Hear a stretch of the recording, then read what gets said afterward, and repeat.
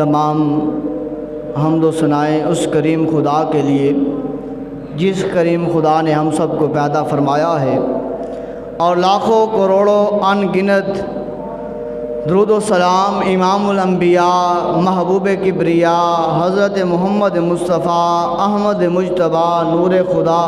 सल्लल्लाहु अलैहि व आलिहि वसल्लम के लिए जिस महबूब ने उम्मत के लिए रो रो के दुआएं फरमाई हैं,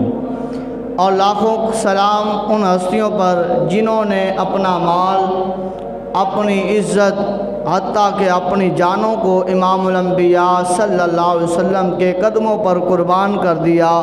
ताकि इस्लाम को बका मिल जाए, इस्लाम को हयात मिल जाए, इस्लाम को बुलंदियाँ मिल जाएं, इस्लाम को फ़तह हासिल हो जाए। लाखों करोड़ों अनगिनत